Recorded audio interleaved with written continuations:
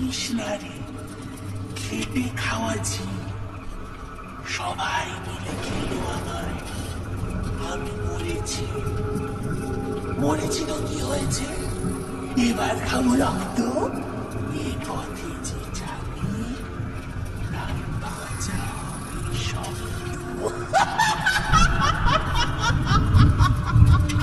ঝিরিঝিরি বৃষ্টির শব্দের সঙ্গে মিশে এক পৈশাচিক নারী কণ্ঠের অট্টহাসিতে ভরে গেল চারিদিক। হাড় কাঁপানো সেই খলখলে হাসির শব্দে ভয়ে সারা গা হিম হয়ে গেল ছেলেটার। একটা অস্বাভাবিক ঝোড়ো হাওয়া পথ আটকে দাঁড়ালো তার। সাইকেল থেকে পড়ে গেল সে। যুবকটি শিক্ষিত, আধুনিক, কোন রকম অন্ধ কুসংস্কারকে সে বিশ্বাস করে না। তেঁতুলতলার এই মাঠের অভিশাপের কথা আশেপাশের গ্রামের সবাই জানে, তাই সচরাচর এই পথে কেউ আর আসে না। না, সেও আসে না। কিন্তু আজ টিউশন পড়িয়ে ফিরতে একটু দেরি হয়ে গেল, আর বাড়ি ফেরার জন্য একটু তাড়া ছিল তার। তারপর মাথার উপর ঝঞ্ঝাট হয়ে দেখা দিয়েছে এই বৃষ্টি। এই পথে গেলে একটু তাড়াতাড়ি যাওয়া যায়, তাই এই পথটা ধরেছিল সে। কিন্তু এতদিনের লোকমুখে ঘুরে বেড়ানো হাওয়ার কথা যে নিছক কুসংস্কার ভরা লোককথা নয়, সেটা সে এই মুহূর্তে বুঝতে পারছে। না না, যত তাড়াতাড়ি সম্ভব এই তেঁতুলতলার মাঠ তাকে পার করে বাড়ি ফিরতেই হবে। কাদায় প্রায় গেঁথে যাওয়া শরীরটাকে কোন রকমে মাটি থেকে তুলে টলতে টলতে উঠে দাঁড়ালো সে। তারপর সাইকেলটাকে কাদা থেকে টেনে তুলল। হাতের ছাতাটা ভেঙে কাদার সাথে মিশে গেছে।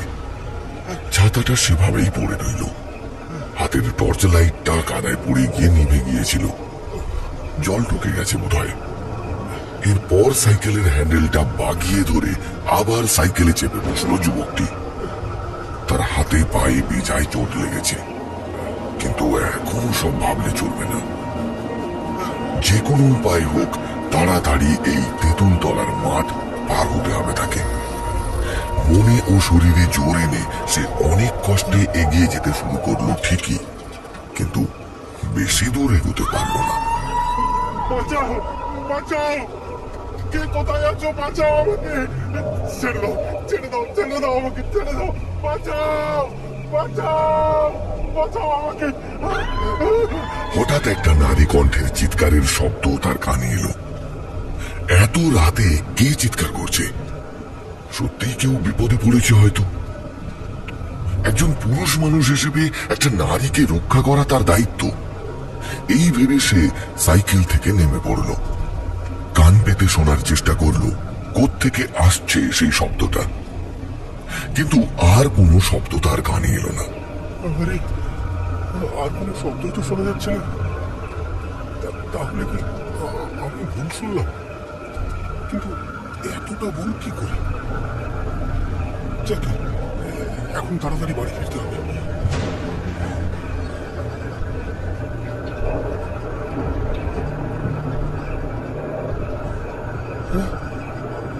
কান্নার শব্দ, কেউ একজন কাঁদছে মনে হচ্ছে। পেছন দিক থেকে শব্দটা আসছে, কিন্তু কিন্তু এত রাতে কে কে কাঁদবে এখানে? কান্নার শব্দটি লক্ষ্য করে সে পিছিয়ে এলো কিছুটা। চোখের অন্ধকার ভেদ করে এদিক ওদিক ভালো করে দেখার চেষ্টা করল সে, কিন্তু না, শুধু চাপ চাপ অন্ধকার ছাড়া আর কিছুই চোখে পড়ল না তার। টর্চটা থাকলে হয়তো ভালো করে দেখতে পারত, কিন্তু শত চেষ্টা করেও টর্চটা জ্বালানো গেল না। মনের ভুল ভেবে আবার এগিয়ে যেতে লাগলো সে নিজের গন্তব্যের দিকে। আবারও কিছুটা এগিয়েছে সে। হঠাৎ একটা ঠান্ডা হাত তার কাঁধের উপর এসে পড়ল। শত চেষ্টা করেও আর সামনে এগোতে পারল না সে। ঘন কালো অন্ধকারের ন্যায় আলুলায়িত কেশরাশি বিস্তার করে কেউ যেন মেঘলা রাতের অন্ধকারকে আরো গাঢ় করে তুলেছে। সেই অন্ধকারের চক্রবুহে বাঁধা পড়েছে সেই যুবকটি। হঠাৎ তার শরীরটা কেমন যেন শিরশির করে উঠল। সে অনুভব করল তার হাতের কেটে যাওয়া অংশে কেউ যেন শীতল জিভ বুলিয়ে তৃপ্তির সাথে আস্বাদন করল তার টাটকা রক্তের স্বাদ। অজান্তে কেঁপে উঠল যুবকটির সারা শরীর। ভয়ঙ্কর খিলখিলে অট্টহাসিতে ভরে উঠল তেঁতুল তলার মাঠ। যুবক ভয়টাকে চেপে রেখে কাঁপা কাঁপা গলায় চেঁচিয়ে বলল, কে তুমি? আমার পথ আটকাচ্ছ কেন? আমাকে আমাকে ভয় দেখিয়ে লাভ নেই। আমাকে ভয় দেখিয়ে লাভ নেই। না, আর কোনো হাসির শব্দ নেই। চারিদিকে আর কোনো সাড়া নেই। ঝিরঝির বৃষ্টির শব্দ আর একঘেয়ে সেই ঝিঝির ডাক যেন নিমেষে ঢেকে দিয়েছে কিছুক্ষণ আগের সেই ভয় ধরানো অনুভূতিকে। খানিকক্ষণের জন্য যুবকটির মনে হলো তার সাথে এতক্ষণ যা ঘটে গিয়েছে সে সবটাই তার মনের ভুল। এতদিন লোকমুখে শুনে আসা কুসংস্কার তার মনের কল্পনা হয়ে ধরা দিয়েছিল হয়তো। এই সমস্ত কথা ভাবতে ভাবতে সে আবার এগিয়ে যেতে লাগলো, কিন্তু পর মুহূর্তেই সে বুঝতে পারল তার সাথে যা ঘটেছে তা মোটেই কল্পনা নয়। সে শত চেষ্টা করেও আর সামনে এগোতে পারছে না। একটা কঙ্কালসার বরফের মতো শীতল হাত পেছন থেকে এসে বসেছে তার কাঁধে। তার শির দ্বারা বেয়ে একটা শীতল স্রোত বয়ে গেল। কপালে বৃষ্টির জলের সাথে মিশে গেছে কয়েক ফোঁটা ঘাম। বিস্ফারিত দৃষ্টি মেলে ভয়ে ভয়ে পেছন ঘুরে তাকালো যুবকটি, কিন্তু না, পেছন ঘুরে কাউকে দেখতে পেল না। শুধু তাল তাল অন্ধকার জমে আছে চারিদিকে। আগামীকাল পূর্ণিমা, অথচ এই ভারী বর্ষার কারণে চাঁদের মুখ থেকে মেঘের ঘুমটা যেন আর সরছে না। তার মানে এটা নিশ্চয়ই তার মনের ভুল। তাহলে কি সত্যিই তার শিক্ষিত মনে কুসংস্কারের ভয় চেপে বসেছে? না, এই ভয়কে আর বাড়তে দেওয়া চলবে না। এক্ষুনি তেঁতুল তলার মাঠ পেরিয়ে তাকে মূল রাস্তায় উঠতে হবে। এই ভেবে আবার সে সামনে ফিরতেই বুকটা ধরাস করে উঠল। ভয়ে তার হৃৎপিণ্ড যে দেহের বাইরে বেরিয়ে এলো না, এটাই অনেক। বুকের মধ্যে অজানা বিলম্বিত ভয়টা এখন গলার সামনে এসে ঠেকেছে। তার সামনে এসে দাঁড়িয়েছে এক বিশাল কালো ছায়া মূর্তি। বিদ্যুতের ঝলকের আলোয় সেই মূর্তি কিছুটা স্পষ্ট হতে যুবকটি দেখল তার সামনে দাঁড়িয়ে রয়েছে এক নারী মূর্তি। সেই নারী মূর্তি সম্পূর্ণ নগ্ন। কি ভীষণ ভয়ঙ্কর তার রূপ। হিংস্র চোখে মনির অংশ সম্পূর্ণ সাদা ফ্যাকাশে। ঠোঁটের কষ বেয়ে গড়িয়ে পড়ছে রক্তের ধারা। মুখে লেগে রয়েছে এক বীভৎস বাঁকা হাসি। পর্যন্ত কালো চুলের রাশি বিষাক্ত সাপের মতো বাতাসে ছড়িয়ে কিবিল কিবিল করে উঠছে। সুগঠিত তার বক্ষ যুগল যেন পুরুষের চোখে লালসা হানতে সক্ষম। যুবকটির মনেও ক্ষণিকের জন্য কামুকতা জেগে উঠল হয়তো। যুবকটি এক অদ্ভুত আবেশে তাকিয়ে রইল সেই অদ্ভুত নারী মূর্তিটির দিকে। সেই নগ্ন নারীর উন্মুক্ত জনিপথ বেয়ে গড়িয়ে পড়ছে লাল রক্তের ধারা। কি বিভৎস সেই দৃশ্য! যুবকটি বিস্ফারিত দৃষ্টিতে তাকিয়ে রয়েছে সেই নারী মূর্তির দিকে। তার মসৃণ শরীরে জলের ধারা বিন্দু মাত্র স্পর্শ করছে না। কচু কিংবা পদ্ম পাতায় জল পড়লে যেভাবে পিছলে বেরিয়ে যায়, ঠিক যেন তেমনি তৈলাক্ত পাতার মতো তার শরীর থেকে পিছলে বেরিয়ে যাচ্ছে বৃষ্টির জল। যুবকটি হতবিহ্বল হয়ে পড়েছে এই অপ্রাকৃত দৃশ্য দেখে। ধীরে ধীরে কখন সে সাইকেল থেকে নেমে দাঁড়িয়েছে সে হয়তো নিজেই জানে না। এই কি তবে সে, যার ভয়ে এই তেঁতুল তলার মাঠ রাতের বেলা কেউ মারায় না? তাহলে এই সেই অভিশাপ যে বছরের পর বছর ধরে প্রতিশোধ নিয়ে চলেছে। আর আজ যুবকটি স্বয়ং সেই মূর্তিমান বিভীষিকার সামনে দাঁড়িয়ে। ভয়ে গলা শুকিয়ে এসেছে যুবকটির। এমন ভয়ঙ্কর দৃশ্য সে কোনোদিনও স্বপ্নেও কল্পনা করেনি, যা আজ সে চোখের সামনে দেখছে। খলখলিয়ে হেসে সেই নারী মূর্তি বলে উঠল, ভয় পেলি নাকি? না না, ভয় পাস না, ভয় পাস না, ভয় পাস না।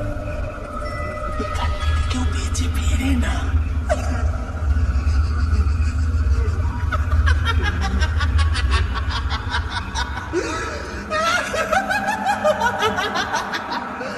আমার তোরা চিনিস না রে, খেটে খাওয়াছি, সবাই মিলে খেলো আমায়, আমি মরেছি।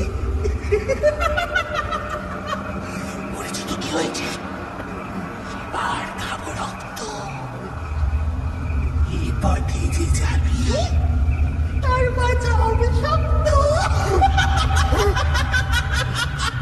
ছড়াটা বলে আবার বিভৎসভাবে হেসে উঠল সেই নারী মূর্তি। ভয়ের চোটে পালাতেও ভুলে গেল যুবকটি। অবশ্য পালিয়েই বা যাবে কোথায়? তার হাত থেকে যে কেউ পালিয়ে বাঁচতে পারে না। ভয়ার্ত স্বরে কাঁপা কাঁপা গলায় যুবকটি বলল, কে তুমি? ছেড়ে দাও, ছেড়ে দাও, ছেড়ে দাও আমাকে, ছেড়ে দাও, ছেড়ে দাও। ছেড়ে দেব? ছাড়েনি, ছাড়েনি, আমাকে কেউ ছাড়েনি। সেদিন এভাবেই বাঁচার জন্য আর্তি জানিয়েছিলাম, কিন্তু কেউ আমাকে ছাড়েনি, আর আমিও কাউকে ছাড়বো না।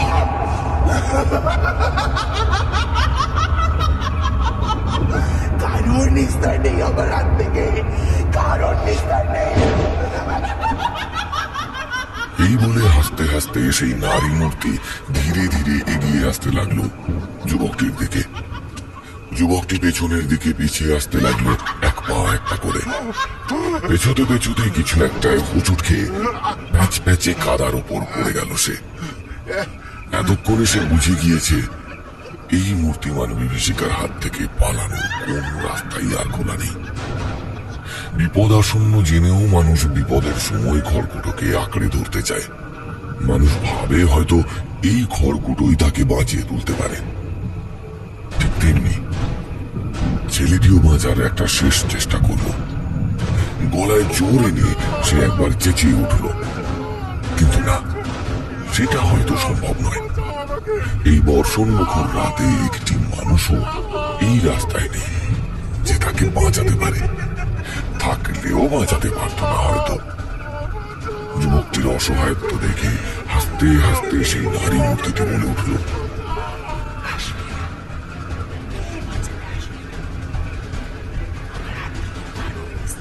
কারোর না, কাউকে ছাড়বো না, কাউকে না।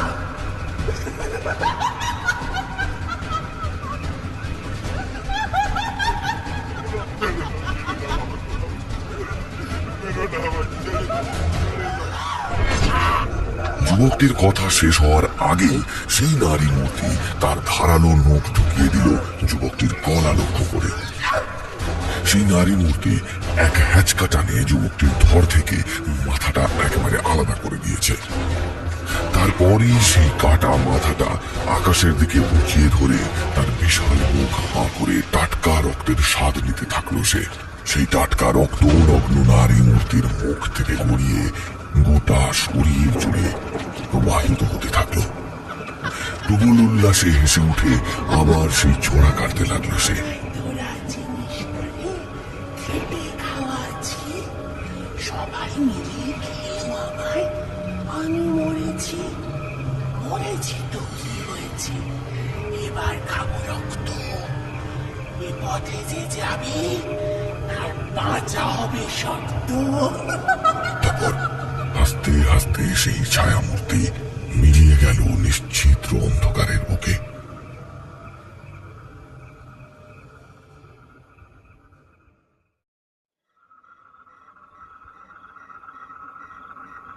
পরের দিন রাতে আষাঢ় মাসের ভরা বর্ষার দাপটে গ্রামের রাস্তাঘাটের একেবারে দধিকর্মে অবস্থা।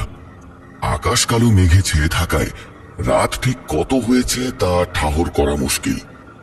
অবশ্য কিছুক্ষণ আগেই ভারী বৃষ্টি হয়ে গিয়েছে, যদিও আজ পূর্ণিমা, কিন্তু চাঁদের মুখখানি দেখা যাচ্ছে না আকাশে। মায়াবী ঘন ঘোর মেঘের ফাঁকে কোথায় যেন সে মুখ লুকিয়ে বসে রয়েছে, খানিকটা লজ্জা পেড়ে নববধূর মতো। মাঝারি মাপের লাল মোরাম বিছানো পথটাতে বর্ষার জল পড়ে একেবারে যাচ্ছে তাই অবস্থা। দেখে মনে হচ্ছে একসাথে যেন শয়ে শয়ে তামাক করে এসে তামাক খেয়ে সেই তামাকের পিক ফেলে গেছে রাস্তা জুড়ে। রাস্তার জায়গায় জায়গায় খানাখন্দের সৃষ্টি হয়েছে, জল জমে রয়েছে তার মধ্যে। হবে নাই বা কেন? এই একটি মাত্র পথ। এই রাস্তার উপর দিয়ে সাইকেল, মোটর সাইকেল, মাল বোঝাই ট্রাক, বালি সিমেন্টের গাড়ি ইত্যাদি সারা দিন একের পর এক তো চলতেই আছে। মানুষেরও বিরাম নেই, আর রাস্তাটারও বিরাম নেই। এই বর্ষায় কত গাড়ি যে পড়ে এই গাড্ডায় আটকে যায় তার কোনো ইয়ত্তা নেই। তারপর 4-5 জন মিলে ঠেলেও সেই গাড়িকে সহজে তোলা যায় না। এমনই মারাত্মক রাস্তা দিয়ে এই নিশ্ছিদ্র অন্ধকারে মোটামুটি পথ ঠাহর করে হাঁটার চেষ্টা করছেন ক্ষীণ দৃষ্টিশক্তির অধিকারী বৃদ্ধ ব্রাহ্মণ হরনাথ চক্রবর্তী। তার পরনে সাদা রঙের ধুতি ও সুতির হাফহাতা পাঞ্জাবি। তিনি ভিন গাঁয়ে গিয়েছিলেন পুজো করতে। দূর দূরান্তের বিভিন্ন গাঁয়ে তার শিষ্যরা ছড়িয়ে ছিটিয়ে রয়েছে। তারা সবাই চক্রবর্তী মশাইকে খুব শ্রদ্ধা ভক্তি করেন। এই পূর্ণিমা অন্যান্য সাধারণ পূর্ণিমার থেকে একটু আলাদা। মহর্ষি বেদব্যাসের সময়ে এই দিনটি গুরুত্বপূর্ণ হয়ে ওঠে। মহর্ষি বেদব্যাস আষাঢ় মাসের এই দিনেই তাঁর শিষ্য ও ঋষিদের শ্রীমদ্ ভাগবত পুরাণের জ্ঞান দান করেছিলেন। সেই থেকে মহর্ষি বেদব্যাসের 5 জন শিষ্য এই দিনটিকে গুরু পূর্ণিমা হিসেবে উদযাপন করেন এবং এই দিনে গুরুর পুজো করবার একটা প্রথা চালু করেন। এরপর থেকে প্রতি বছর আষাঢ় মাসের পূর্ণিমার দিনটিকে গুরু পূর্ণিমা বা ব্যাস পূর্ণিমা হিসেবে পালন করা হয়। তাই আজ গুরু পূর্ণিমা হওয়ায় অনেক শিষ্যর বাড়িতেই যেতে হয়েছিল চক্রবর্তী মশাইকে। শিষ্যরা সবাই গুরুকে প্রণাম জানিয়ে যে যার সাধ্যমতো গুরু দক্ষিণা দিয়েছে গুরুকে। তাই আজ চক্রবর্তী মশাইয়ের কাঁধের ঝোলা ও হাতের ব্যাগটির ভার অন্যান্য দিনের তুলনায় অনেকটা বেশি। অন্যান্য দিন ব্যাগের ভার বেশি হলে উনি রিক্সা বা ভ্যান কিছু একটা নিয়ে নিতেন। হেঁটে এতটা পথ আসার কথা কখনোই ভাবতেন না হয়তো। আজও তেমনটা পরিকল্পনা ছিল, কিন্তু এতটা যে দেরি হয়ে যাবে তা বুঝতে পারেননি চক্রবর্তী মশাই। তার উপর বাদ সেরেছে এই ভারী বৃষ্টি। এমনিতেই এদিকটায় আর রাত্রি 8টা, 8:30টার পর গাড়ি ঘোড়া কিছু পাওয়া যায় না। তার উপর এই বৃষ্টির কারণে হয়তো তারা আজ আরো তাড়াতাড়ি যে যার পাটতাড়ি গুটিয়ে বাড়ি ফিরে গেছে। অগত্যা বাধ্য হয়েই হাঁটতে লাগলেন চক্রবর্তী মশাই। যতই হোক বয়স তো হয়েছে, এত ভারী কি আর সহ্য হয়? তাই ভারের চোটে বারবার দাঁড়িয়ে পড়ছেন তিনি। হাতের ব্যাগটা একবার ডান হাতে একবার বাঁ হাতে এভাবেই বদল করে নিচ্ছেন বারবার। ইচ্ছে হচ্ছে ব্যাগটা রেখে এই রাস্তার ওপরেই একটু বসে পড়তে।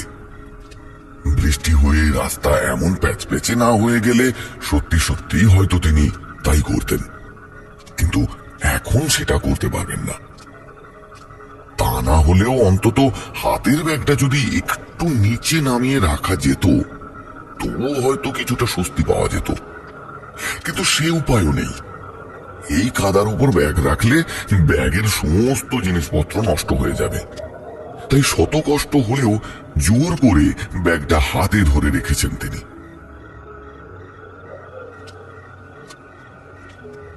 হাঁটতে হাঁটতে হঠাৎ তিনি অনুভব করলেন একটা ভারী ঝোড়ো হাওয়া বইতে শুরু করেছে চারপাশে।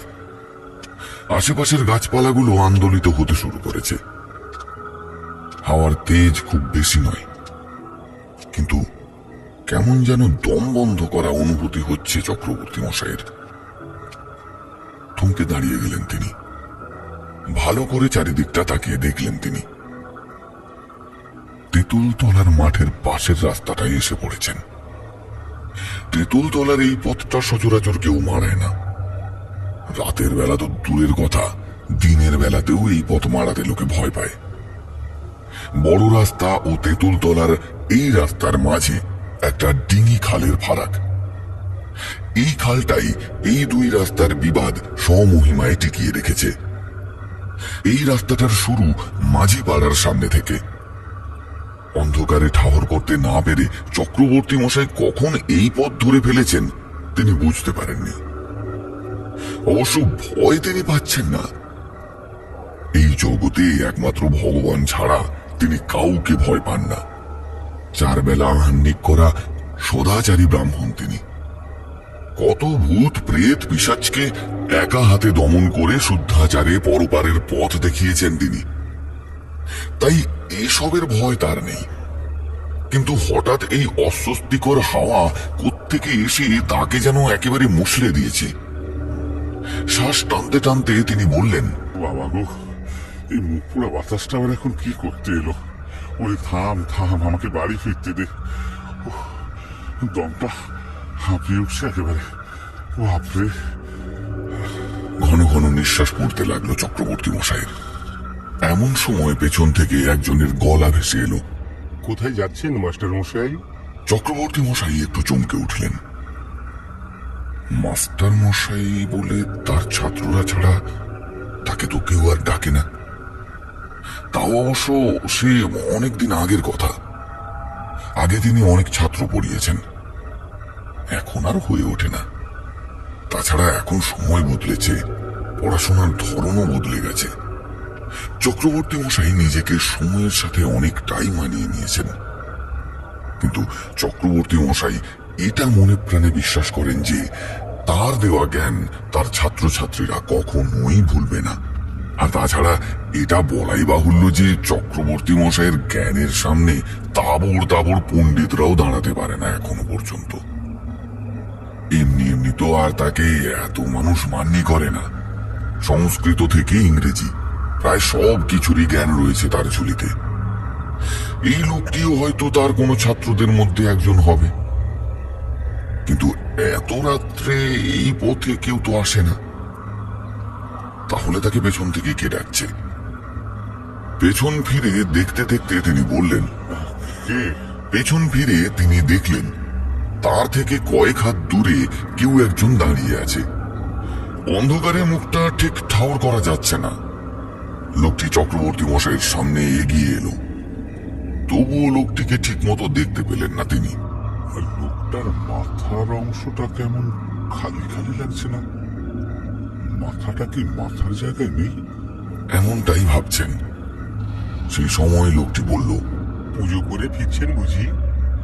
নিশ্চয়ই ভ্যান রিক্সা কিছুই পাননি। পাবেন কি করে, অনেকটাই রাত হয়েছে তো। তা আজ এত রাত হলো কেন? এবার চক্রবর্তী মশাইয়ের সন্দেহ কিছুটা দূর হলো। মাথা নিশ্চয়ই আছে, না হলে কথা বলবে কি করে? অন্ধকারে তিনি ভুল দেখছেন নিশ্চয়ই। তিনি বললেন, আর বলো কেন, আজ তো গুরু পূর্ণিমা, তাই কিছু শিষ্যের বাড়িতে যেতে হয়েছিল, তাই এমনিতেই দেরি হয়ে গেল। আর এদিকে সর্বরিশে বৃষ্টি হচ্ছে, থামার নামই ধরে না। ও বৃষ্টি থামতে তবে গিয়ে বেরিয়ে আসতে পেরেছি। এখন ফেসেছি এই গেড়াকলে। আপনার বোধ হয় এত বড় ব্যাগটা বইতে কষ্ট হচ্ছে। দিন দিন, আমাকে দিন, আমিই নিয়ে যাচ্ছি। বলেই চক্রবর্তী মশাইয়ের হাত থেকে ব্যাগটা নিল লোকটা। চক্রবর্তী মশাই লোকটির এই বিনয়ী ব্যবহারে বেশ খুশি হলেন, কিন্তু একটা খটকা থেকেই গেল। লোকটা এত রাত্রে এখানে কি করছে? চোর ডাকাত নয় তো? চক্রবর্তী মশাই ভ্রু কুঁচকে বললেন, কিন্তু তোমাকে তো ঠিক চিনতে পারলাম না। কি তুমি? উফ, যা অন্ধকার, তোমার মুখটাও তো ভালো করে দেখতে পাচ্ছি না। আজ নাকি পূর্ণিমা, আকাশের এমন অবস্থা দেখে কেউ বলবে আজ পূর্ণিমা বলে? আমার নাম বিনয় মাস্টার মশাই, পাশের গ্রামেই থাকি। ছোটবেলায় আপনার কাছেই তো পড়েছি। চলুন, আমি আপনাকে পৌঁছে দিচ্ছি। হ্যাঁ, চলো চলো বাবা। এই বলে ঠাকুর মশাই আগে এবং লোকটি ঠাকুর মশাইয়ের পেছন পেছন এগিয়ে যেতে লাগলো। হাতের ভারটা লাঘব হওয়ায় চক্রবর্তী মশাই এখন একটু ভালোভাবে হাঁটতে পারছেন। যদিও এই প্যাচ প্যাচে কাদা রাস্তায় ভালোভাবে হাঁটা যায় না। বারবার কাদায় এখানে ওখানে পা বসে যাচ্ছে। তার মধ্যে যতটুকু হাঁটা যায় হাঁটতে হাঁটতে চক্রবর্তী মশাই নিজে থেকেই বলতে লাগলেন, আসলে এক সময় কত ছেলেমেয়েকেই তো পড়িয়েছি, এখন তারা কত বড় বড় হয়ে গিয়েছে, কেউ কেউ তো বুড়োই হয়ে গিয়েছে। বয়স হয়েছে তো, আগের মতো স্মৃতিশক্তিও আর নেই, তাই সবাইকে মনে থাকে না, বুঝলে? সবাই তো খোঁজ খবরও নেয় না, যারা খোঁজ খবর রেখেছে তাদেরকেই মনে আছে। তা তুমি এখন কি করছো? আপনার দেওয়া শিক্ষারই সঠিক মূল্যায়ন করছি মাস্টার মশাই। মানে? হঠাৎ বিপদে পড়া মানুষকে বিপদ থেকে উদ্ধার করাই আমার কাজ। আপনিই তো বলতেন সবসময় মানুষের পাশে থাকতে আর তাদের সাহায্য করতে। জীব সেবাই নাকি শিব সেবা। আপনার সেই শিক্ষাই এখন আমার একমাত্র লক্ষ্য মাস্টার মশাই। এখন এই ভিন্ন আর অন্য কোনো কাজ নেই আমার। এই যে আজ যেমন আপনাকে, বাহ বাহ বাহ বাহ, খুব ভালো খুব ভালো। তুমি যে আমার শিক্ষা মনে রেখেছো, এটা আমার কাছে বড় পাওনা। একটা শিক্ষক এর বেশি আর কি বা চায়? শিক্ষকের শিক্ষাকে বাস্তবে রূপদান করাই তো আসল গুরুদক্ষিণা কিনা। সে তো হলো, কিন্তু কাজকর্ম বা চাকরি বাকরি কি করো তুমি? হঠাৎ করেই আবার ঝোড়ো হাওয়া বইতে শুরু করলো। আগে অনেক কাজ ছিল, আপনার মতোই ছাত্র পড়াতাম, চাষবাস করতাম। এখন আর তেমন কোনো কাজ নেই। আগে দিনের বেলা কাজ করতাম আর রাতের বেলা ঘুমাতাম, আর এখন ঘুমোতেও হয় না জানেন। বেশ আছি, মাথাও নেই আর মাথা ব্যথাও নেই। মানে কি বলতে চাইছো? না না, কিচ্ছু না মাস্টার মশাই। তা আপনি কেমন আছেন বলুন? এই চলছে আর কি, একা মানুষ, বয়স হয়েছে, আজ ভালো তো কাল খারাপ, এই করেই আছি আর কি। এখন পরপারের টিকিটটা ভগবান কেটে দিলে নাচতে নাচতে তার কাছে চলে যেতে পারি। বলেই হেসে উঠলেন চক্রবর্তী মশাই। ওনার স্ত্রী গত হয়েছেন বেশ কয়েক বছর আগে, ছেলে মেয়ে নেই, এখন একাই থাকেন। তাই অপেক্ষা বা চিন্তা করবার মতো কেউ নেই। থাকার মধ্যে এই শিষ্য বা ছাত্রছাত্রীরাই। মাঝে মধ্যে খুব একা একা লাগে, কষ্টও হয়। ভগবানের হাতেই সব সঁপে দিয়েছেন তিনি। এখন সবই তারই হাতে। রাখলে তিনিই রাখবেন, আর মারলে তিনিই মারবেন। যে ঝোড়ো বাতাসটা হালকাভাবে বইছিল, তার গতি যেন হঠাৎ করেই অনেকটা বেড়ে গেল। তার সাথেই যেন শোনা যেতে লাগলো একটি মেয়েলি অট্টহাসি। চক্রবর্তী মশাই থেমে গেলেন, কান পেতে শোনার চেষ্টা করলেন। তারপর বললেন, একটা হাসির শব্দ শুনলাম মনে হলো। কই কই মাস্টার মশাই, আমি তো শুনিনি। রাতে হাওয়া বইলে পাতার ফাঁকে ফাঁকে এমন অনেক শব্দ হয়, যা শুনে অমন অনেক কিছুই মনে হয়। আসলে ওগুলো কিছুই নয়। আবার এমনও তো হতে পারে ওটা রাতের আঁধারে লুকিয়ে থাকা কোনো অদৃশ্য শত্রু। পৃথিবীতে বিস্ময়ের কি আর কোনো শেষ আছে বলুন? লোকটির কথা শুনে চক্রবর্তী মশাই বারবার অবাক হচ্ছিলেন, কিন্তু মুখে কিছু বলবার ক্ষমতা সেই মুহূর্তে তার ছিল না। সেই হাওয়ার দাপটে টাল সামলাতে পারছিলেন না চক্রবর্তী মশাই। আরেকটু হলেই পড়ে যাচ্ছিলেন সেই প্যাচ প্যাচে কাদার ওপর। কিন্তু তার আগেই পেছন থেকে লোকটি তার হাতটা ধরে নেয়, আর তার সাথে সাথেই চক্রবর্তী মশাইয়ের শরীরটা কেমন যেন একটু শিরশির করে উঠল। লোকটার হাতটা এতটা ঠান্ডা কেন? যেন দুটুকরো বরফের চাই এসে বসে গেছে চক্রবর্তী মশাইয়ের শরীরের উপর। শীতে রীতিমতো কেঁপে ওঠেন তিনি। তারপর কাঁপা কাঁপা গলায় বলেন, তোমার হাত এত ঠান্ডা কেন? প্রশ্নটা শুনে লোকটি হাত সরিয়ে নেয়। তারপর মৃদু হেসে বলে, ও কিছু নয় মাস্টার মশাই, আসলে একটু আগে বৃষ্টিতে ভিজেছি তো তাই। আপনি দাঁড়িয়ে থাকবেন না, তাড়াতাড়ি পা চালান, অনেক রাত হলো। আপনাকে বাড়ি পৌঁছে দিয়ে আমাকে আবার ফিরতে হবে। তোমার তাড়া থাকলে। না মাস্টার মশাই, আজ গুরু পূর্ণিমার দিনে এত রাতে আপনাকে একা ছাড়তে পারবো না। আপনাকে আমিই পৌঁছে দেব। আচ্ছা বেশ বেশ, চলো তাহলে, চলো। চলুন, কিন্তু ভুল করেও আর কোনোদিন এই পথ দিয়ে যাবেন না।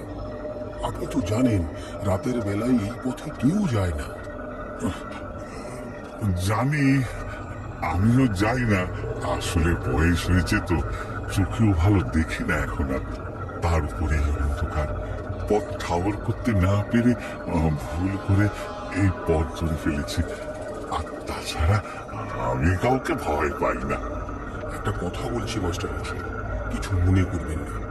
এতদিন আপনি আমাদের শিক্ষা দিয়ে এসেছেন, ছোট মুখে বড় কথা হয়ে যাবে হয়তো, তবুও বলছি, কখনো কখনো ভয় পাওয়া ভালো, তাতে অনেক বিপদ কেটে যায়। লোকটির শেষের কথাটা কেমন যেন ফ্যাস ফ্যাসে গলায় শোনালো।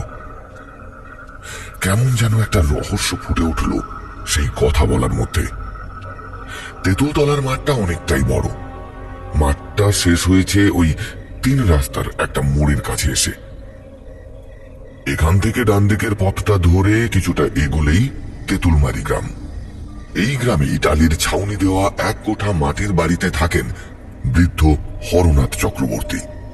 3 রাস্তার মোড়ের সামনে এসে পেছন না ঘুরেই চক্রবর্তী মশাই বললেন, তুমি বাড়ি ফিরে যাও বিনয়, আমি এবার একাই যেতে পারবো। পেছন থেকে কোনো প্রত্যুত্তর এলো না। অবাক হয়ে এবার পেছন ফিরলেন চক্রবর্তী মশাই। কিন্তু কোথায় কি? কেউই তো নেই। শুধু রাস্তার পাশে একটা পরিষ্কার ঢিবির উপর তার ব্যাগটা পড়ে রয়েছে। আজব ব্যাপার তো, এর মধ্যে ছেলেটা গেল কোথায়? কিছু না বলেই চলে গেল। বুঝি না বাবু, এখনকার ছেলে ছোকরাদের কাণ্ড কারখানা। যাকে এখন বাড়ি ফিরে যায়।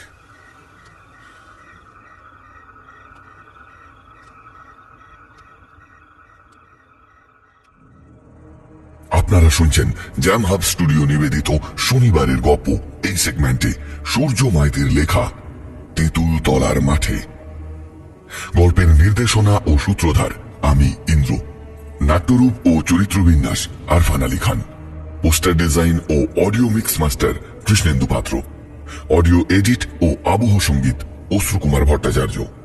বিভিন্ন চরিত্রে অর্পিতা হাজরা, আরফান আলী খান, সৌরেন চট্টোপাধ্যায়, অক্ষয় কুমার সেন, সৈকত শাসমল, অরুণাংশু প্রধান, সমস্তুতি চট্টোপাধ্যায়, অঙ্কুর জানা, শর্মিষ্ঠা পাত্র, কৃষ্ণেন্দু পাত্র, অপর্ণা সরকার, শুভদীপ চক্রবর্তী ও আমি ইন্দ্র।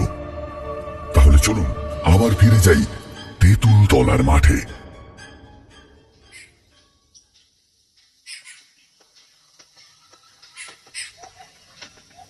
খুড়ো, ও খুড়ো, বাড়ি আছো খুড়ো? পরদিন সকালে মধ্যবয়সী একটা লোক, নাম রামরতন, ছুটে এলো চক্রবর্তী মশাইয়ের কাছে। রামরতন চক্রবর্তী মশাইয়ের দূর সম্পর্কের ভাইপো। চক্রবর্তী মশাই বাড়ির ভেতরেই ছিলেন। একটা গেঞ্জি গায়ে দিয়ে বাইরে বেরিয়ে এসে রামরতনকে দেখে বললেন, কি হয়েছে রে রামরতন? এত সকালে হাঁকডাক করছিস যে বড়, কিছু কি ঘটেছে নাকি? ঘটেছে খুড়ো, ঘটেছে, আবার অঘটন ঘটেছে। অঘটন? কি অঘটন ঘটলো আবার? ওই তেঁতুলতলার মাঠে আবার একটা লাশ পাওয়া গেছে। প্রতিবারের মতো একই ভাবে মরেছে। লাশটার মাথা নেই, মাথাটা কেউ যেন ছিঁড়ে নিয়েছে। উফ, কি বিভৎস! ব্যাপারটা মনে করতে গিয়ে চোখ বুজে ফেলল রামরতন। তার মুখমণ্ডলে একটা ভয়ের ভাব স্পষ্ট ফুটে উঠল। চক্রবর্তী মশাই বললেন, কিন্তু ও পথে তো কেউ যায় না, তাহলে লাশটা দেখলো কে? ঢালিপাড়া শিবেন, ও তো ফুলের আড়তে কাজ করে। ভোর 4টের সময় বাড়ি থেকে বেরিয়ে যায়। কিন্তু আজ ঘুম থেকে উঠতে একটু দেরি হওয়ায় একটু তাড়া ছিল। তেঁতুলতলার মাটির রাস্তাটা ধরে গেলে একটু কম সময় লাগে, আর তাই তাড়াতাড়ি পৌঁছানোর জন্য তেঁতুলতলার মাঠের রাস্তাটা ধরেছিল। ওই প্রথম লাশটা দেখে। লাশটা দেখে সেখানে গা গুলিয়ে বমি করে ফেলে শিবেন। কোনক্রমে নিজেকে সামলে সে আড়তে পৌঁছেছিল। এই কিছুক্ষণ আগে ও আড়ত থেকে ফিরে সবাইকে খবরটা দিয়েছে। আর খবরটা পেয়ে আমি তোমাকে জানাতে এলাম খুড়ো। চল তো গিয়ে দেখি। সাইকেল এনেছিস তো? হ্যাঁ হ্যাঁ, এনেছি। একটু দাঁড়া, আমি এক্ষুনি আসছি। বারান্দার দড়িতে ঝুলানো ধোয়া ধুতিটা ঝেড়ে পরিপাটি করে পরে গেঞ্জির ওপর একটা জামা গলিয়ে নিয়ে চক্রবর্তী মশাই ঘর থেকে বেরিয়ে এলেন।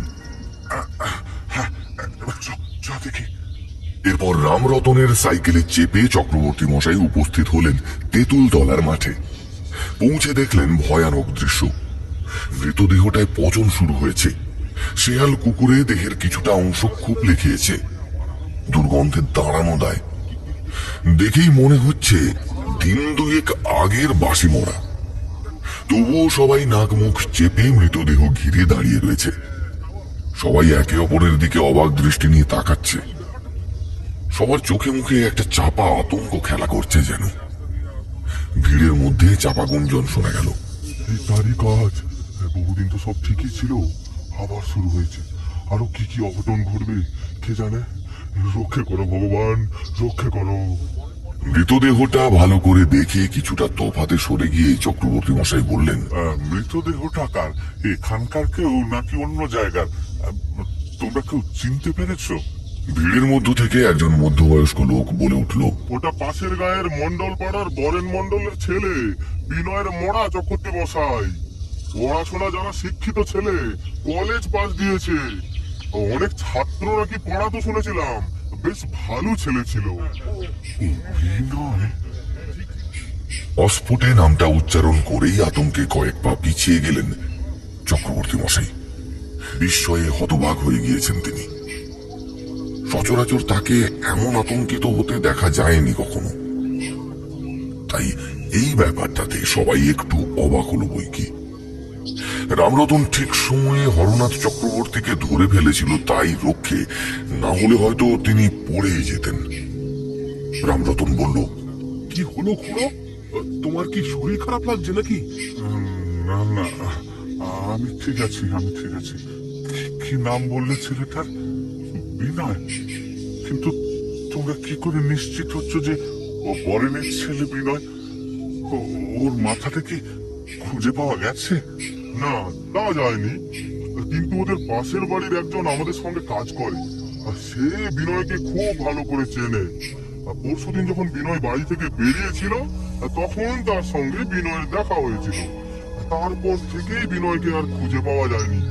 সেদিন নাকি এই লাল জামাটাই পরেছিল। এতক্ষণে ওর বাড়িতে খবর পৌঁছে গেছে নিশ্চয়ই। এক্ষুনি কেউ না কেউ চলে আসবে। কিছুক্ষণ পর বিনয়ের বাড়ির লোক এলে মৃতদেহ শনাক্ত করা গেল। কান্নাকাটির একটা রোল উঠল মৃতদেহকে ঘিরে। সত্যি এটা বিনয়ের মৃতদেহ। এই ব্যাপারটা জেনে চক্রবর্তী মশাইয়ের মনে পড়ে গেল গত রাতের ঘটনার কথা। তার মানে এই কারণে তিনি গত রাতে ছেলেটার মাথার জায়গাটা খালি বলে অনুভব করেছিলেন। এক ঝটকায় সমস্ত দৃশ্যটা চোখের সামনে ভেসে উঠল যেন। হতবাক হয়ে গিয়ে তিনি বললেন, কিন্তু এটা কি করে সম্ভব? কেন, কি হয়েছে ঠাকুর মশাই? আপনি কি চেনেন ছেলেটাকে? কিছুক্ষণ চুপ করে থাকার পর তিনি বললেন, হ্যাঁ, চিনি। গতকাল রাতে ওই আমাকে তেঁতুলতলার মাঠ পার করে দিয়েছিল, কিন্তু অন্ধকারে আমি ওর মুখটা দেখতে পাইনি। কি বলছো খুড়ো? কিন্তু এটা কি করে সম্ভব? আর তুমি কাল রাতে এই পথে? হ্যাঁ, কাল রাতে ফিরতে অনেকটাই রাত হয়ে গিয়েছিল। আর আমি তো রাতে চোখে ভালো দেখি না, আর তাই পথ ভুল করে এই তেঁতুলতলার মাঠের পথটা ধরে ফেলেছিলাম। এরপর গতকাল ঘটে যাওয়া সমস্ত ঘটনা চক্রবর্তী মশাই খুলে বললেন সবাইকে। সবটা শুনে তো সবাই একেবারে অবাক। ও বলেছিল ও নাকি ছোটবেলায় আমার কাছে পড়েছে, মৃত্যুর পরেও আমাকে বাঁচিয়ে ও গুরু দক্ষিণা দিয়ে গেল। এইরকম ছাত্র যেন সব শিক্ষক পায়। এই বলে নীরবে চোখের জল ঝরাতে লাগলেন চক্রবর্তী মশাই। কিন্তু এরকম আর কতদিন চলবে ঠাকুর মশাই? এই মূর্তিমান আতঙ্কের হাত থেকে বাঁচার কি কোনো উপায় নেই? কথাটা বলার সাথে সাথেই হঠাৎ চারপাশের গাছপালাগুলো প্রবলভাবে আন্দোলিত হতে শুরু করল। উপস্থিত সবার চোখে মুখেই একটা স্পষ্ট ভয়ের ভাব ফুটে উঠল। হঠাৎ এমন হওয়ার কারণ সবাই বুঝতে না পারলেও চক্রবর্তী মশাই ঠিক বুঝতে পারলেন। তিনি বললেন, এখানে আর কোনো কথা না, তোমরা মৃতদেহটাকে এখান থেকে নিয়ে চলো, আর যত তাড়াতাড়ি সম্ভব মৃতদেহ সৎকারের ব্যবস্থা করো। যেহেতু অপঘাতে মৃত্যু এবং মাথাটাও পাওয়া যায়নি, সেহেতু বিনয়ের আত্মা সহজে মুক্তি পাবে না। কিন্তু ওর আত্মা সৎ এবং বিনয়ী, তাই ওর আত্মা কোনো ক্ষতিকারক প্রভাব ফেলবে না বলেই আমার মনে হয়। ভগবান ওর মঙ্গল করুক। মাটির দিকে তাকিয়ে একটা দীর্ঘশ্বাস ফেললেন চক্রবর্তী মশাই।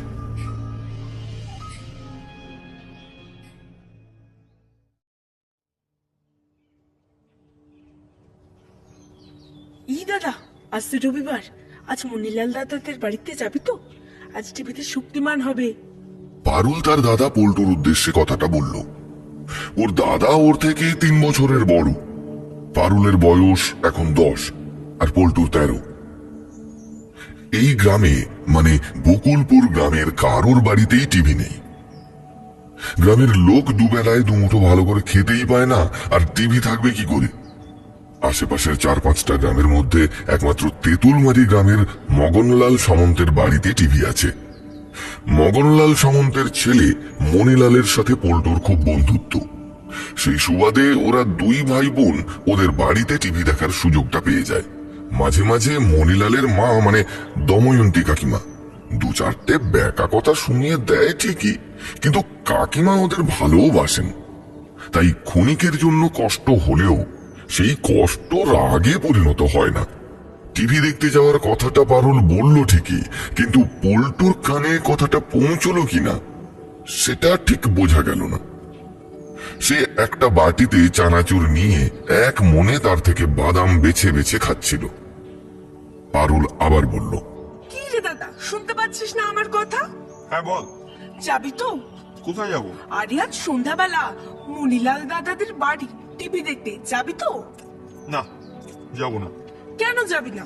চল না রে, এই ছুটির দিনটা শক্তিমান দেখতে না পেলে আমার খুব মন খারাপ হয়। তোর মন খারাপ হয়? তুই যা, আমাকে বলছিস কেন? ও, আমার বুঝি একাই যেতে ইচ্ছে করে, তোর বুঝি যেতে ইচ্ছে করে না? না, করে না। আজ কিন্তু নতুন একটা সিনেমাও হবে, তুই নাকি বড় হয়ে সিনেমার হিরো হবি। সিনেমা না দেখলে সিনেমার হিরো হবি কি করে? সে আমি এমনি এমনি হিরো হবো। আমাকে কত সুন্দর রাজকুমারের মধ্যে দেখতে দেখেছিস, এমনিতেই সিনেমাতে চান্স পেয়ে যাবো। তুই তাহলে যাবি না তো? না। তাহলে আমি মাকে এক্ষুনি বলে দিচ্ছি যে তুই মাকে না বলে চানাচুর চুরি করে খাচ্ছিস। এই না না, পারু শোনা, বোন আমার, মাকে কিচ্ছু বলিস না। যাবো যাবো, আজ সন্ধ্যেবেলা মনিদের বাড়ি যাবো। আচ্ছা ঠিক আছে, বলবো না। তাহলে আমাকে একটা চানাচুর দে। না, কেন দেবো তোকে? তোর একটা শর্ত তো মানলাম, আবার চানাচুর চাইছিস কেন? ঠিক আছে, দিতে হবে না, থাক। আমি তাহলে মাকে বলেই দিচ্ছি। মা! হ্যাঁ বল, কোথায় তুমি? আমি কাজ করছি। কেন, কি দরকার এখন তোর? না মানে এই দেখো না দাদু। এই চুপ চুপ চুপ মাকে বললে কিন্তু ও বেলার মনিদের বাড়ি নিয়ে যাবো না। এই বলে পল্টু পারুলের মুখ থেকে হাত সরিয়ে নিল। পারুল কটমট করে তাকিয়ে থাকলো পল্টুর মুখের দিকে। ওদিকে গোয়াল ঘর থেকে মা বলল, কি রে পারু, কি জন্য ডাকলি? চুপ করে গেলি কেন? পারুল পল্টুর দিক থেকে চোখ না সরিয়ে সেই একভাবে তাকিয়ে থেকেই গলা তুলে বলল, কিছু না মা। তোরা আর আমাকে জ্বালাস না।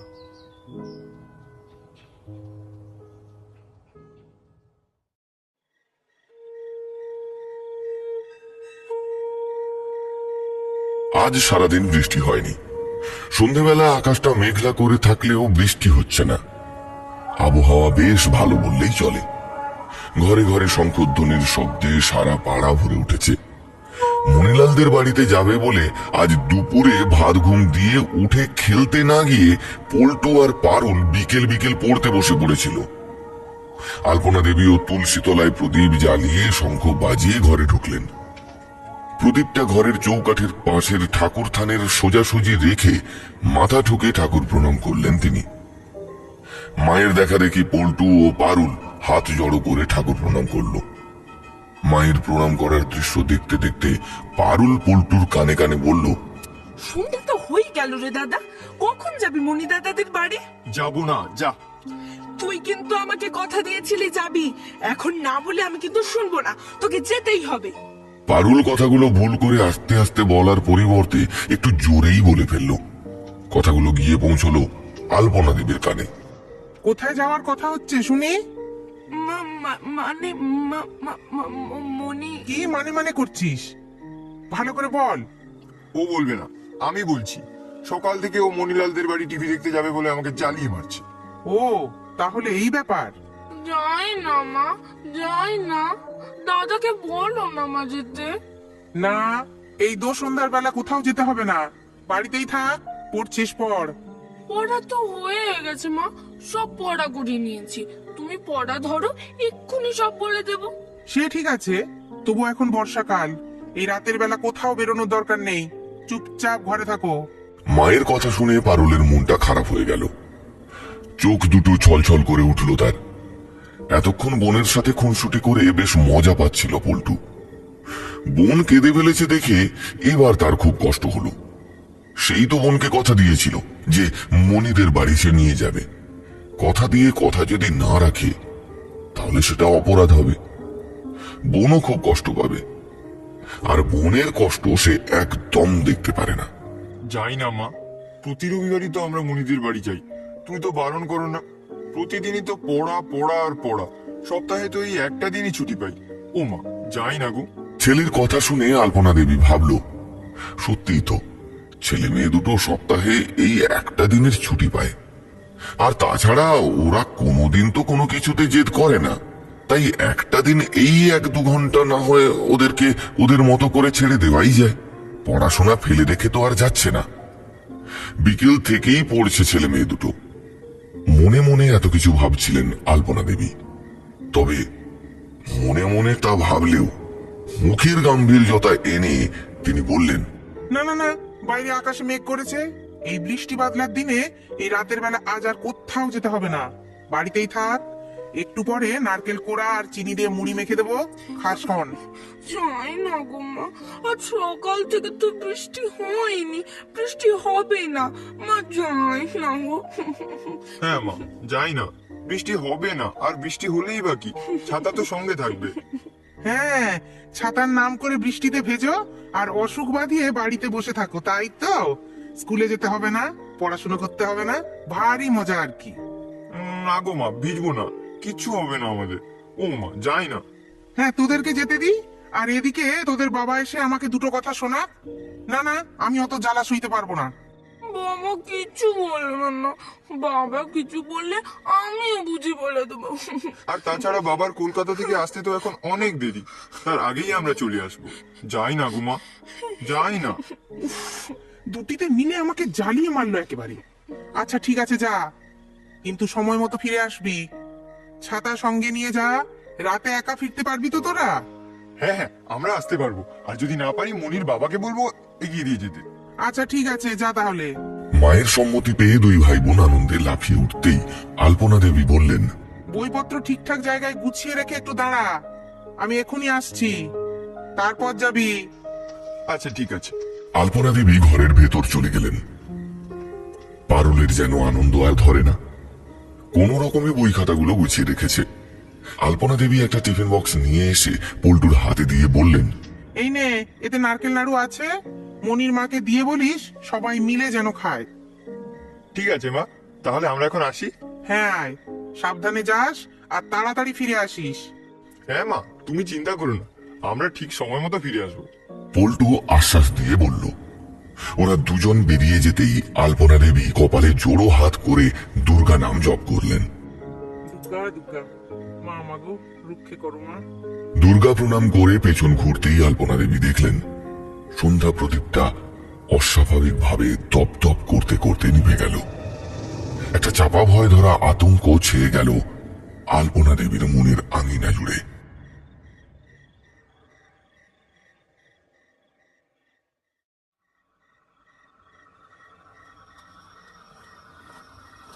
আকাশ মেঘলা রয়েছে ঠিকই, কিন্তু পূর্ণিমার চাঁদের আবছা আলো সন্ধ্যার সদ্য জন্মলগ্নের অন্ধকারকে কিছুটা হলেও ম্লান করতে সক্ষম হয়েছে। তাই চেনা পথে পথ হাঁটতে কোনো অসুবিধে হচ্ছে না পারুল বা পল্টুর।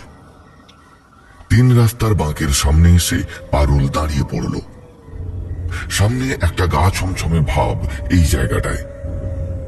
হঠাৎ দূরে বা কাছে কোথাও যেন একটা শেয়াল ডেকে উঠল। তারই সুরে সুর মিলিয়ে একসাথে ডেকে উঠল আরো কয়েকটা শেয়াল। তারই সাথে তাল মিলিয়ে একটা নারী কণ্ঠের অট্টহাসি মিলেমিশে অন্ধকারের অশুভ গান গেয়ে উঠল কি না, ওরা বাচ্চা দুটো ছেলে মেয়ে, সেটা বুঝতে পারল না। তবে ওদের গাটা একটু ছমছম করে উঠল। পল্টু এক মনে কিছুটা এগিয়ে গিয়েছিল। শেয়ালের এমন বিভৎস ডাক শুনে ভয়ে সেও পিছিয়ে এলো কয়েক পা। তারপর পাশে পারুলকে না দেখতে পেয়ে পেছন ঘুরে দাঁড়ালো।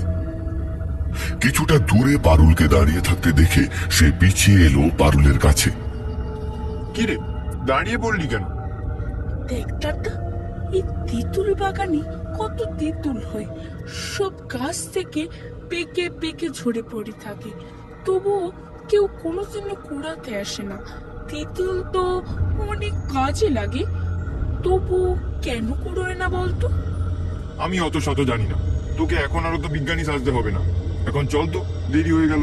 আর না যদি যেতে চাস তাহলে এখানে দাঁড়িয়ে থাক, আমি চললাম। বলেই পল্টু এগোতে থাকলো।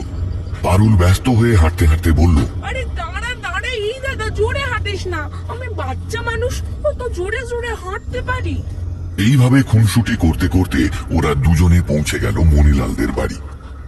8টা বাজার 5 মিনিট আগে মগনলাল সামন্তের বাড়ির বসবার ঘর একেবারে গম গম করছে।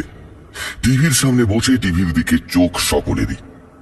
আশেপাশের পাড়ার আরো কয়েকজন এসেছে সেখানে, প্রতিদিনই আসে। অবশ্য রবিবার হলে সেটা আরো জমজমাট হয়। টিভি তো দূর, আশেপাশের গ্রামের বেশিরভাগ বাড়িতেই এখনো পর্যন্ত ইলেকট্রিক এসে পৌঁছয়নি। আশেপাশের পাড়া তো দূরের কথা, আশেপাশের 3-4টি গ্রামের মধ্যে এই একটি মাত্র বাড়িতে রয়েছে টিভি। তাই বিনোদনের খাতিরে এই সন্ধ্যের সময় সবাই এসে ভিড় জমায় মগনলাল সামন্তের বাড়িতে। আর এই কারণে তেঁতুলমারি গ্রামের মগনলাল সামন্তের একটা আলাদাই সম্মান রয়েছে। স্ত্রী দময়ন্তী মাঝে মাঝে খুব বিরক্ত হয়। বিরক্তির কারণ যে নেই তা বলা চলে না। এই যে রোজ রোজ সবাই টিভি দেখার নামে আড্ডা দিতে আসে, তাদেরকে তো আর খালি মুখে রাখা যায় না।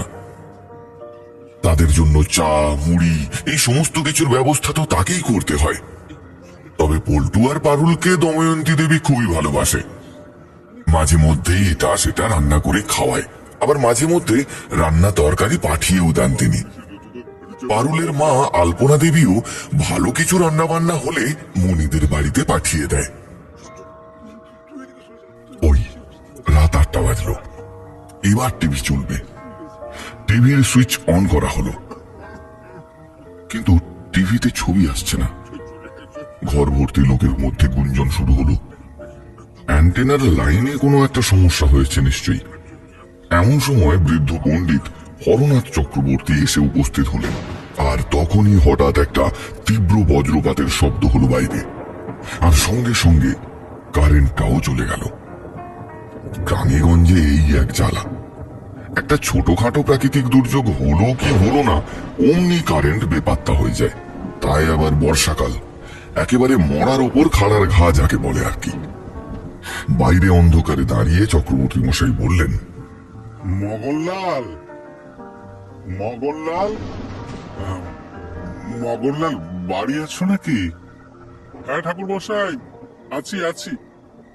আসুন আসুন, ভেতরে আসুন। আপনি এত রাতে আবার আসতে গেলেন কেন ঠাকুর মশাই? কাউকে দিয়ে খবর পাঠিয়ে দিলেই তো পারতেন, আমি নিজেই চলে যেতাম। আরে না না, ঠিক আছে, সেই তো সারাদিন ঘরে বসে থাকি, একটু না হয় তোমাদের সাথে দেখা সাক্ষাৎ হলো, তাতে আর ক্ষতি কি? আচ্ছা বেশ বেশ, আসুন আসুন, বসুন। অন্ধকার বসার ঘরকে ততক্ষণে হ্যাজাক লাইটের বাতি হলুদ আলোয় আলোকিত করেছে। দাবার একপাশে চৌকি পেতে চক্রবর্তী মশাইকে বসতে দিলেন মগনলাল সামন্ত। দুটো বড় মাপের ভাঁজ করা কাগজ মগনলাল বাবুর হাতে ধরিয়ে দিয়ে চক্রবর্তী মশাই বললেন, এই নাও মগন, তোমার ছেলের কোষ্ঠীটা বানাতে দিয়েছিলে, ওটা সম্পূর্ণ করেছি, সেটাই দিতে এলাম। আর তোমার কোষ্ঠীটাও ভালো করে বিচার করে দেখলাম। বৃহস্পতি তোমার ভাগ্যে ছকে বসে বেশ ভালো স্থানে অবস্থান করছে। খুব ভালো ফল হবে তোমার, ব্যবসায় আরো বেশি বেশি উন্নতি করতে পারবে। চক্রবর্তী মশাইয়ের কথায় মগনলাল বাবুর মুখ উজ্জ্বল হয়ে উঠল। আনন্দে গদগদ হয়ে তিনি বললেন, সবই আপনাদের আশীর্বাদ ঠাকুর মশাই। সবই ঠিক আছে মগনলাল, কিন্তু কখনো কোনো কিছু নিয়ে অহংকার করো না। সব সময় জানবে অহংকারী পতনের মূল কারণ।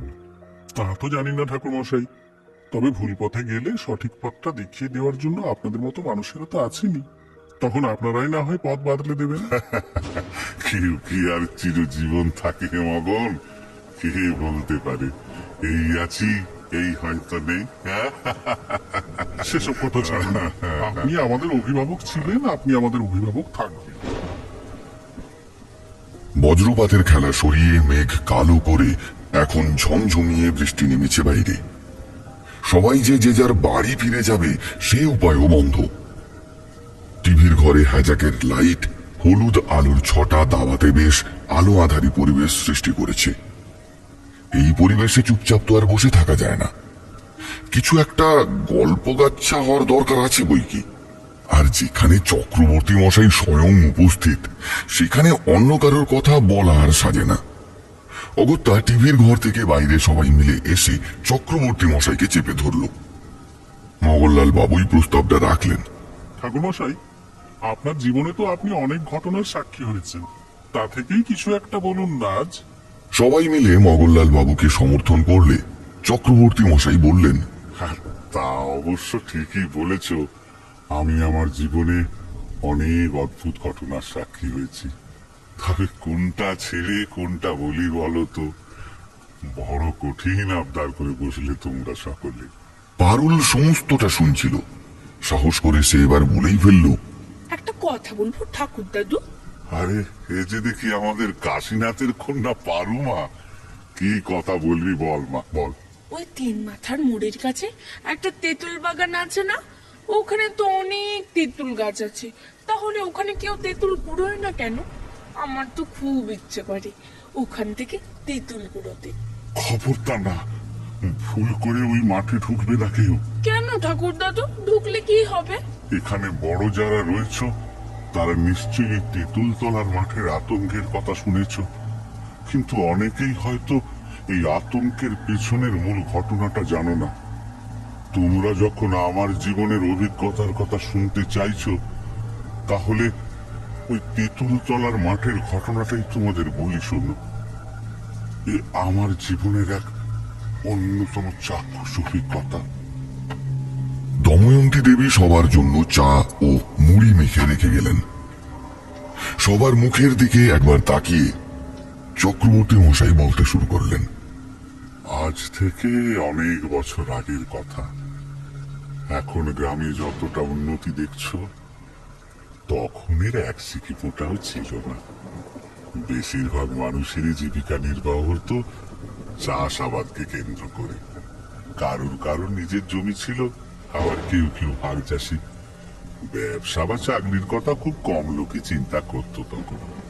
আর পড়াশোনার ব্যাপার তো ছেড়েই দাও, ও পথে মারানোর সুযোগ হাতে গোনা কয়েকটা মানুষ ছাড়া সাধারণ মানুষ ভাবার সুযোগটুকুও পেত না।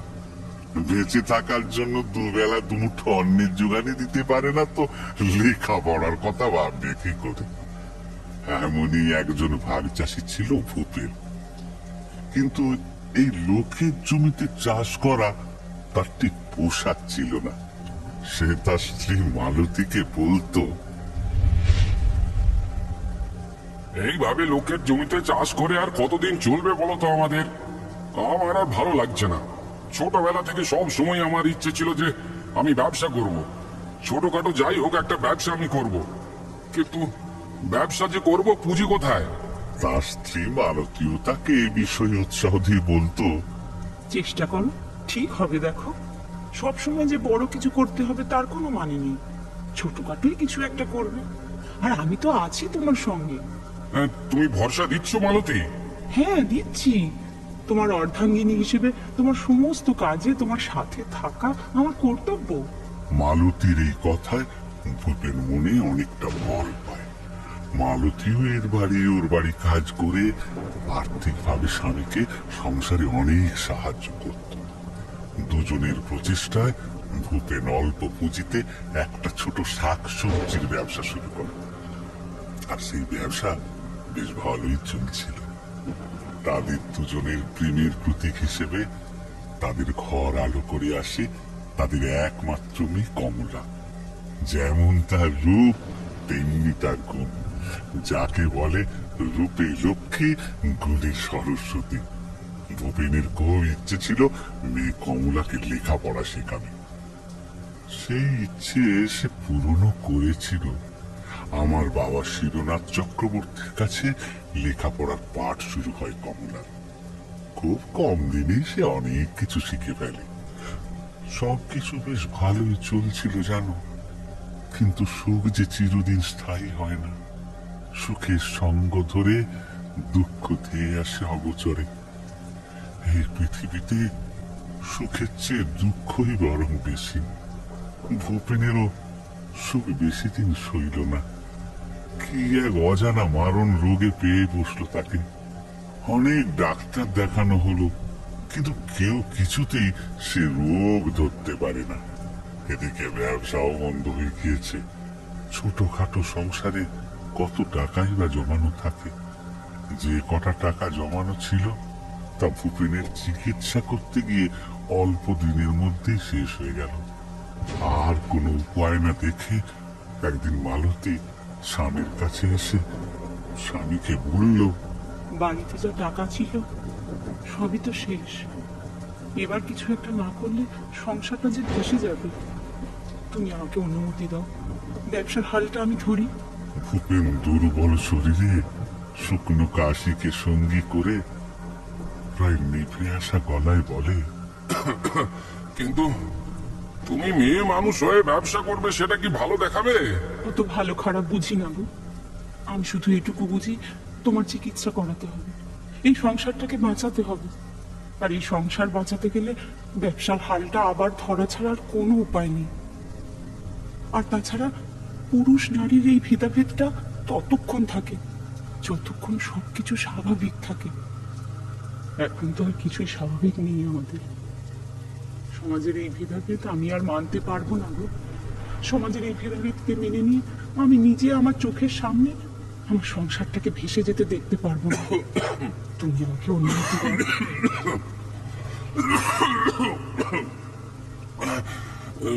ঠিক আছে, তুমি যা ভালো বুঝবে তাই করো। আমি তোমাকে কোনো কিছুতেই বাধা দেব না।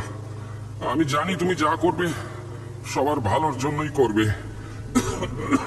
স্বামীর সম্মতি পেয়ে মালতী ব্যবসার হাল ধরে। মেয়ে মানুষ বলে প্রথম প্রথম তাকে অনেক ঠক্কর খেতে হয়। গায়ের লোকে তাকে একটু অন্য চোখে দেখতে শুরু করে, কিন্তু হাল ছেড়ে দিলে চলবে না। হাল সে ছাড়েও নি। সমস্ত কথা কুকথাকে দূরে সরিয়ে একসময় রম রমিয়ে তার ব্যবসা চলতে শুরু করল। একদিকে অসুস্থ স্বামীর সেবা, অপরদিকে ব্যবসা, দুটো দিকেই বেশ ভালোভাবেই একা হাতে সামলাচ্ছিল মালতী। এদিকে মেয়ে কমলাও ধীরে ধীরে বেড়ে উঠছিল। কমলা স্কুলে যায়, বাড়িতে যখন থাকে তখন সে ভূপেনের সেবা শুশ্রূষা করে, মায়ের হাতে হাতে কাজে সাহায্য করে দেয়। বড় লক্ষ্মীমন্ত মেয়ে ছিল কমলা। কিন্তু অদৃষ্টের খেলা কি আর সাধারণে বুঝতে পারে? এই কর্মব্যস্ত জীবনের সুখ বেশি দিন স্থায়ী হলো না মালতী ও কমলার ভাগ্যে। শত চেষ্টা করেও ভূপেনের রোগের কোনো চিকিৎসা খুঁজে পাওয়া গেল না। ক্রমেই ভূপেনের শরীর দিনে দিনে অবনতি হতে লাগলো। এভাবেই চলছিল। হঠাৎ একদিন ভূপেন মারা গেল। এতদিন স্বামীর জোরে বুক বেঁধে সমস্ত কষ্ট সহ্য করে যাচ্ছিল মালতী। ভূপেনের হঠাৎ মৃত্যুতে প্রবলভাবে কান্নায় ভেঙে পড়ল মালতী। তুমি তুমি এভাবে আমাদের ছেড়ে যেতে পারো না। না, ওগো, ওগো, চোখ খোলো না গো। আমাদেরকে একা ফেলে তুমি কোথাও যেতে পারো না। চোখ খোলো না। ওগো, ওগো, শুনতে পাচ্ছ তুমি? কিন্তু মালতীর আকুতি ভরা কান্না ভূপেনের নিথর শরীরে প্রাণের স্পন্দন জাগাতে অক্ষম। ভূপেনের মৃত্যুতে মালতীর মানসিক ভারসাম্য অনেকটাই বিঘ্নিত হয়। সব কথা মনে রাখতে পারে না। ছোটখাটো ব্যাপার নিয়ে তার সাথে ঝগড়া বিবাদে জড়িয়ে পড়ে। যে যখন পারে মারতে ছুটে আসে। আয় না, মার আমাকে। হ্যাঁ, আয়। এই সমস্ত কথা বলে তেড়ে গিয়ে যাকে তাকে কামড় দেয়। লোকেরাও ঢিল লাঠি সোটা যা পারে তাই নিয়ে তেড়ে আসে। না, না, না, আমাকে মেরো না। তোমরা থামো তোমরা। আমাকে মেরো না, তোমরা মেরো না। কমলা থেকে খবর পেয়ে ছুটে আসে মাকে বাঁচাতে। এইভাবে মালতীর পক্ষে ব্যবসা চালানো মুশকিল হয়ে পড়ে। এদিকে মাকে সামলাতে গিয়ে কমলার পড়াশুনো লাটে ওঠে। সংসারের হাল ও বেহাল হতে শুরু করে ধীরে ধীরে। অবশেষে উপায়ান্তর না দেখে মায়ের সাথে ব্যবসার হাল ধরে ভূপেন ও মালতীর একমাত্র সম্বল 14 বছরের কমলা। এই 14 বছর বয়সেই সে ডাগর হয়ে উঠেছে। টানা টানা পটল চেরা দুখানি চোখ, কালো মেঘ রাশির মতো ঘন কালো লম্বা চুল কোমরের নিচে পর্যন্ত ঝুলছে। ফর্সা ছিপছিপে গায়ের রং, এ যেন শিল্পীর হাতে গড়া সুচারু এক অনবদ্য শিল্প। যেমন তার উপচে পড়া রূপ যৌবন, তেমনি তার কর্মদক্ষতা। এক কথায় যাকে বলে রূপে লক্ষ্মী, গুণে সরস্বতী। কিন্তু ফুল ফুটবে আর ভ্রমর জুটবে না, তা তো হতে পারে না। গাছে নতুন ফুল ফুটলে তার সুবাসে যেমন ভ্রমর ছুটে আসে, ঠিক তেমন করে সদ্য যৌবনে পা দেওয়া কমলার রূপ যৌবন দেখেও পাড়ার ছেলেরা, রাস্তাঘাটে ছেলের দল বাঁকা নজরে তাকে দেখতে শুরু করে। এর মধ্যেই অনেকে তাকে প্রেমের প্রস্তাবও দেয়। কিন্তু সে সমস্ত প্রস্তাব কমলা স্বমহিমায় এড়িয়ে যায়। এই সমস্ত প্রেম ভালোবাসা করার সময় বা ইচ্ছে কোনোটাই তার নেই। কিছুদিনের মধ্যেই কমলা পাক্কা ব্যবসায়ী হয়ে ওঠে। কিন্তু সেও তো মানুষ, তারও মন আছে, চোখ আছে। সেই চোখে সৌন্দর্যটা ধরা পড়ে। তার মনেও কামনা বাসনা সবই আছে। পাশের গ্রামের এক বছর 18 যুবক জয়ন্তকে কমলার খুব মনে ধরে। প্রতিদিন হাটে যেতে আসতে জয়ন্তর সাথে তার দেখা হয়। জয়ন্ত রাস্তার ধারে কমলার জন্য অপেক্ষা করে রোজ। জয়ন্ত ছেলেটা আর 5টা ছেলের মতো নয়। কমলাকে অন্যান্য ছেলেরা যে চোখে দেখে, জয়ন্ত ঠিক সেই চোখে দেখে না। এই ব্যাপারটা খুব ভালো করে লক্ষ্য করে কমলা। কিন্তু জয়ন্ত কমলাকে এই ব্যাপারে কিছুই বলে না। কমলা নিজেই বলবে ভাবে, কিন্তু মুখলজ্জায় বলতে পারে না। এভাবেই পথে যেতে আসতে হঠাৎ একদিন জয়ন্ত কমলার পথ রোধ করে। কমলা বলে,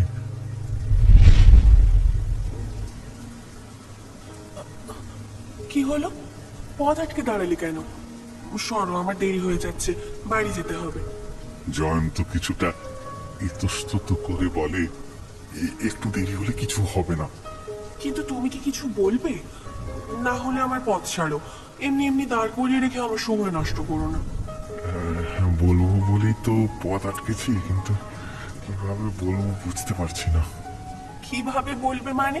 যেভাবে কথা বলছো সেভাবেই বলবে। যা বলার তাড়াতাড়ি বলো, আমার তাড়া আছে। বলবো? হ্যাঁ বলছি তো, বলো। কমলা, আমি তোমাকে ভালোবাসি। তুমি আমাকে ফিরিয়ে দিতে পারো, কিন্তু কিন্তু তবু আমি শুধু তোমাকেই ভালোবাসি। কমলা মুখে কিছু বলল না, শুধুমাত্র নিচু করে মুচকি হাসল। সেই হাসি চোখ এড়ালো না জয়ন্ত। কমলা মুখে বলল, পথ ছাড়ো, আমাকে যেতে দাও। জয়ন্ত কিছুক্ষণ কমলার মুখের দিকে তাকিয়ে থেকে পথ ছেড়ে দিল। কমলা চলেই যাচ্ছিল, জয়ন্ত পিছন থেকে তার একটা হাত ধরে নিল। তারপর দুজনেই পিছন ফিরে এক মুহূর্ত দৃষ্টি বিনিময় হলো। কমলার মুখে লজ্জা মাখা মিষ্টি হাসি পড়ল।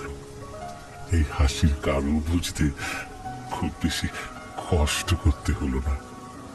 এরপর থেকে প্রতিদিনই রোজকার মতোই পথে যেতে জয়ন্তর সাথে কমলার দেখা হয়। আগে যেমন শুধুই দেখা হতো, এখন দেখার সাথে কথাও হয়। দুজন দুজনের কথা দুজনকে বলে। জয়ন্ত নিজের সাধ্যমতো চেষ্টা করে কমলার পাশে থাকার। এইভাবে ওদের সম্পর্কটা বেশ ভালোই এগোচ্ছিল। কমলাও বেশ ভালোই ছিল। সারাদিনের শেষে জয়ন্তর সাথে যখন দেখা হয়, কথা হয়, তখন যেন তার সমস্ত ক্লান্তি নিমেষেই দূর হয়ে যায়। এইভাবে হয়তো বিষয়টা এগিয়ে যেতে পারত। জয়ন্ত কমলার সম্পর্ক একটা পরিণতির পর্যায়ে এসে দাঁড়াতে পারত।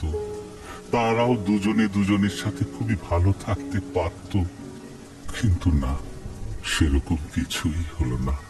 একদল মানুষ, মুখোশধারী মাংসখাকো পিশাচের দল, তেমনটা হতে দিল না। একদিন জয়ন্ত কোনো একটা কাজে শহরে গিয়েছিল, আর মালতীর শরীর একটু অসুস্থ থাকায় তাকে বাড়িতে রেখেই কমলা একাই ব্যবসার কাঁচামাল আমদানি করতে বেরিয়ে পড়ে শেষ রাতে। শাক সবজি বা ফুলের ব্যবসার নিয়মই এমন, ভোরের আগেই বেরিয়ে যেতে হয়। তারপর সময় মতো মালপত্র গোছগাছ করে হাটে নিজের নির্দিষ্ট জায়গা মতো ঠিক সময় বসতে হয়, নইলে অন্য লোক দখল হাঁকিয়ে নেবে। সেদিন ভোর রাতে কমলা ওই তেঁতুল তলার মাঠ দিয়ে হাটের উদ্দেশ্যে যাচ্ছিল। সব সময় উৎপেতে থাকা মাংসাশী পিশাচের দল সেই সুযোগটাই নিল। বেশ কয়েকজন মাতাল ওই তেঁতুল তলার মাঠে মদ্যপানে ব্যস্ত ছিল। কমলাকে একা পেয়ে সেই সুযোগ আর ছাড়ে না তারা, ঝাঁপিয়ে পড়ে কমলার উপর। কি সুন্দরী কমলা, কোথায় যাচ্ছ এত রাত্রে? প্রত্যেক দিনই তো চলে যাও, একবার আমাদের দিকে তাকাও সুন্দরী। আর একজন মাতাল বেসুর গান গেয়ে ওঠে। কেমন নাচে তুই? কমলা সুন্দরী চরণ কেমন নাচে তুই? সবাই মিলে কমলাকে ঘিরে উল্লাসে হেসে ওঠে মাতালের দল। কমলা মনে মনে ভীষণ ভয় পেয়ে যায়, কিন্তু গলায় সাহস এনে বলে, ভালোই ভালোই বলছি, পথ ছাড়ো, নইলে কি কমলা সুন্দরী, তুমি বলছি আমাকে মারবে?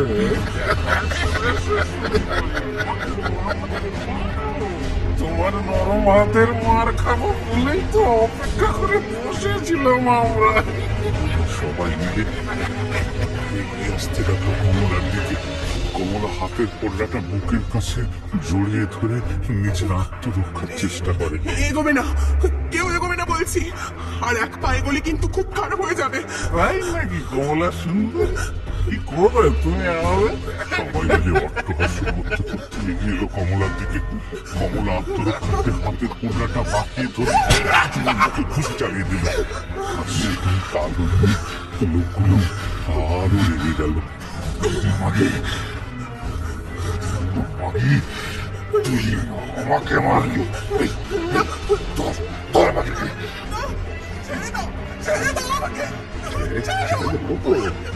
আগে আমাদের একটু মনোরঞ্জন করো সুন্দরী, এমনি তো তোমাকে ছেড়ে দিতে পারি না, তাই না?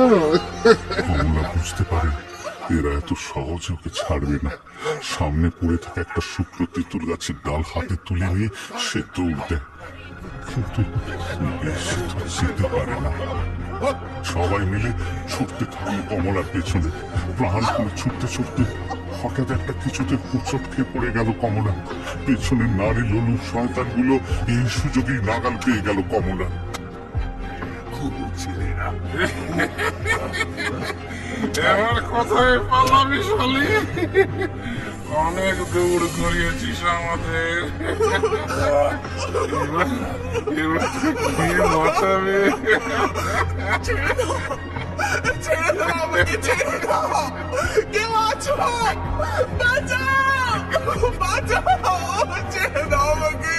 কিন্তু শুকনো রাস্তাঘাট, কোনো জনমানুষের দেখা নেই। এই বা বাঁচাতে আসবে তাকে এত রাতে?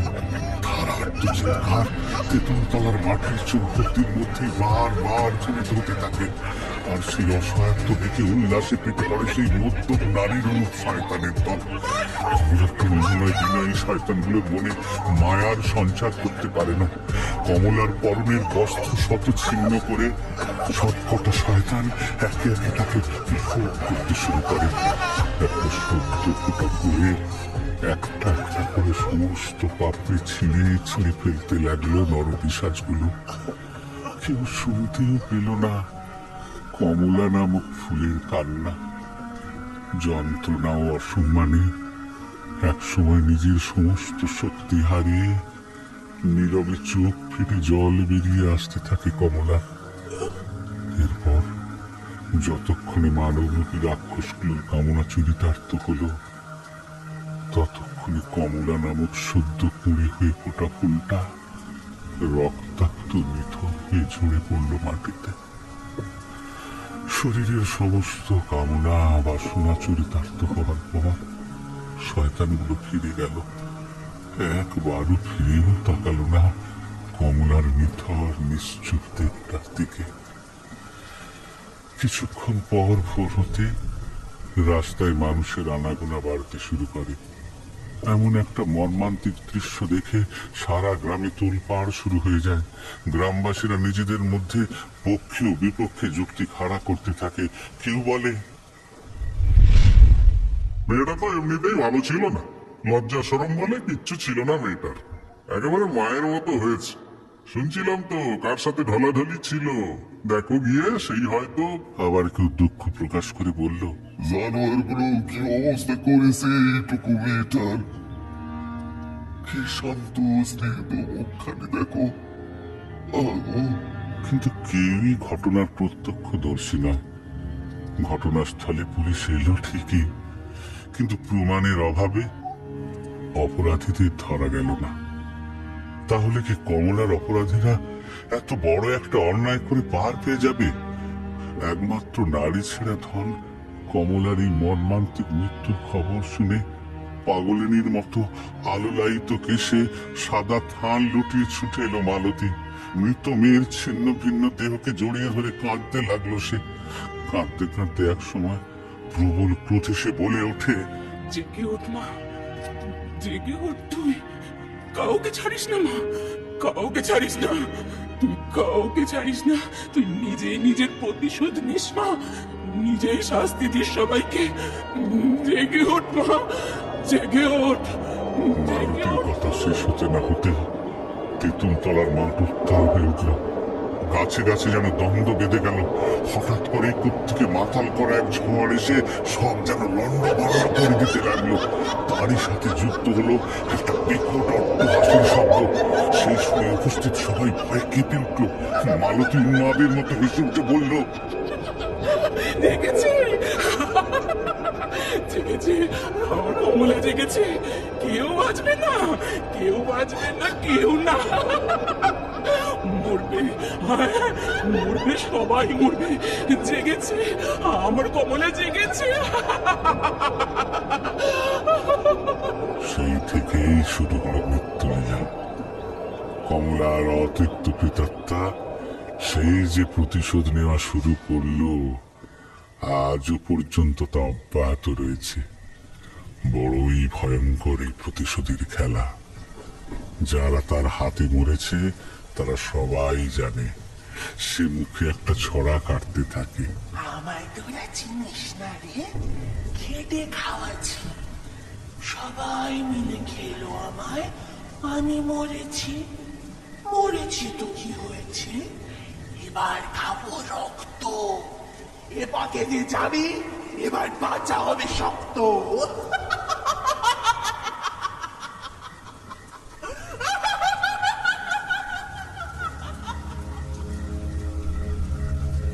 এতদূর বলে থামলেন চক্রবর্তী মশাই।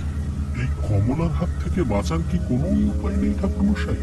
চিরস্থায়ী কোনো উপায় আমার জানা নেই, তবে যদি কখনো ভুল করে তেঁতুল তলার মাঠে রাতে ঢুকে পড়ো, ও পথে যাওয়ার সময় খবরদার পেছন ফিরে তাকাবে না, কেউ ডাকলেও না, কেউ ডাকলেও না। কিন্তু একটা প্রশ্ন এখনো থেকেই গেল ঠাকুরমশাই, আপনি কি করে জানলেন ঠাকুরমশাই যে কমলা এরকমই একটা ছড়া কাটে? আপনি তো প্রশ্নটা যাকে করা হলো তিনি এতক্ষণ অন্ধকারে মুখ গুঁজে বসেছিলেন, তাই তার মুখটা ঠিক খেয়াল করা যাচ্ছিল না। হঠাৎ এই প্রশ্নের সাথে সাথে বাইরে একটা জোরে ঝুপ করে শব্দ হলো। বাড়ির সামনের বেলগাছটা থেকে বেল খসে পড়েছে বোধহয়, আর সেই শব্দকে সঙ্গে করেই কারেন্টটাও চলে এলো। বৃষ্টির ধারাও অনেকটা কমে এসেছে। এতক্ষণের অন্ধকার দূর হয়ে গেলে চোখ ধাঁধানো আলোয় উপস্থিত সবাইকে দেখতে পাওয়া গেলেও চক্রবর্তী মশাইকে কোথাও দেখতে পাওয়া গেল না। দেখি ঠাকুরমশাই গেলেন কোথায়? এদিকে হঠাৎ রামরতন মগনলাল সামন্তের বাড়িতে ছুটে এসে হাঁপাতে লাগলো। এ কি রামরতন, তুমি এমন হাঁপাচ্ছ কেন? খুড়মশাই, হ্যাঁ ঠাকুরমশাই তো এতক্ষণ এখানেই ছিলেন, কিন্তু হঠাৎ যে কোথায় চলে গেলেন কিছু বুঝতে পারলাম না। কি হয়েছে বলো তো? তুমি কি ওনাকে দেখেছ? খুড়ো আর নেই। নেই মানে? খুড়ো ঘরের উঠোনে মরে পড়ে আছে গো মগনলালদা। তোমরা সকলে একটু চলো, কিভাবে যে কি হয়ে গেল বুঝতেও পারছি না। উপস্থিত সকলেই এই কথা শুনে একে অপরের মুখ চাওয়াচাই করতে লাগলো।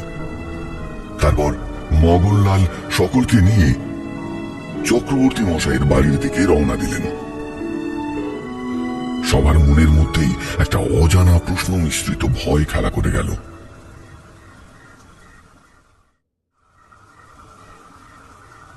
লোকজনের ভিড় হালকা হয়ে যেতে পল্টু আর পারুও বাড়ি যাওয়ার জন্য ব্যস্ত হয়ে পড়ল।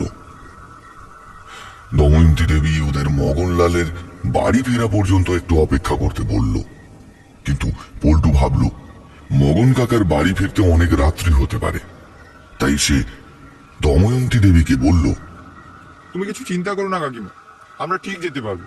চল আমরা আসছি কাকিমা। এই বলে মগনলালের বাড়ি থেকে বেরিয়ে এলো ওরা। এখনো গুড়ি গুড়ি বৃষ্টি পড়ছে, সঙ্গে ছাতা রয়েছে তাই রক্ষে। বেশ কিছুটা আসার পরই 3 রাস্তার মোড়। পেছন থেকে একটা ঝুপ করে শব্দ পেল পারুল। এটা দাও, তাল পড়েছে, তারা কুড়িয়ে আনি, মাকে বলবো তালের বড়া করতে। এই না না, এত রাতে আর তাল কুড়োতে হবে না, চল বাড়ি চল। কেন এমন করছিস রে? তুই তো তালের বড়া খেতে কত ভালোবাসিস, তাল যদি না কুড়োই তাহলে আর বড়া খাবি কি করে? তোর যেতে হলে যা, আমি যাব না। ঠিক আছে, তোকে যেতে হবে না, তুই লাইটটা আমাকে দে, আমি একাই যাচ্ছি। এই নে, ছাতাটাও নিয়ে যা। না, বৃষ্টি বেশি পড়ছে না, ছাতা নিলে আর তাল কুড়োতে পারবে না, ছাতা তোর কাছেই রাখ। পল্টুর থেকে টর্চটা নিয়ে পারুল একাই তাল কুড়াতে চলে গেল।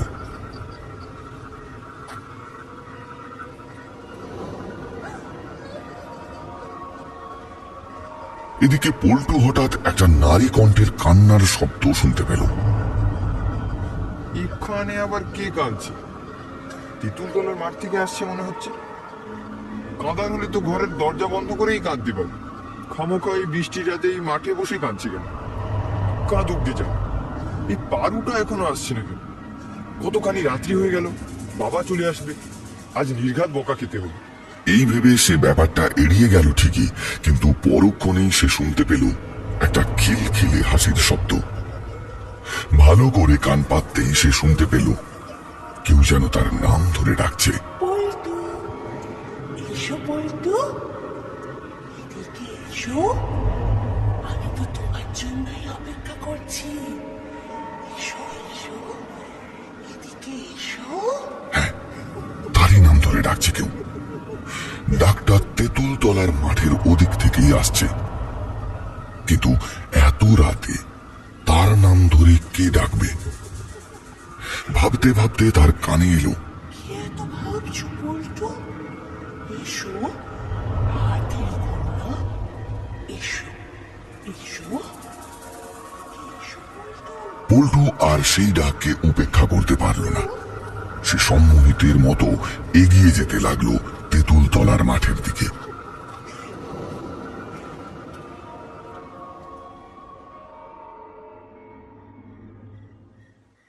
কোথায় রে পলু, পারু, এদিকে আয়, দেখ কি এনেছি তোদের জন্য। পারুলের বাবা কাশীনাথ বাবু শহর থেকে ফিরে ওদের খোঁজ করতে লাগলেন।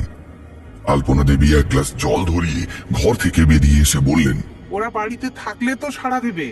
জলের গ্লাসটা হাতে নিয়ে কাশীনাথ বাবু বললেন, বাড়িতে নেই? কোথায় গেছে এত রাতে? জানোই তো, রবিবার এলেই টিভি দেখার ঝোঁক। সন্ধ্যের পরে বেরিয়ে গেল মনিদের বাড়ি যাবে বলে। কিন্তু রাত তো অনেক হলো, এত রাত তো হয় না কোনোদিন। সেটা তো আমিও ভাবছি। তুমি পোশাক বদলে বিশ্রাম নাও, চিন্তা করো না, ওরা চলে আসবে। গ্লাসের জলটা এক নিঃশ্বাসে শেষ করে ব্যস্ত হয়ে কাশীনাথ বাবু বললেন, না না, আমি বরং একটু এগিয়ে গিয়ে দেখি। যাবে? আচ্ছা যাও তাহলে, সাবধানে যেও কিন্তু। হ্যাঁ, আমি আসছি। এদিকে পারুল টর্চটা মুখে ধরে দুহাতে দুটো মাঝারি সাইজের পাকা তাল কুড়িয়ে 3 রাস্তার মোড়ে এসে দেখল সেখানে পল্টু নেই। কয়েকবার হাঁক মেরে পল্টুকে ডাকলো পারুল। দাদা, এই দাদা, কোথায় গেলে তুই? অনেকক্ষণ এক জায়গায় দাঁড়িয়ে থাকলো সে। দুহাতে দুটো তালের ভারে হাতের যন্ত্রণা করছে। হাতের তাল দুটোকে মাটিতে নামিয়ে রাখবে ভাবছিল।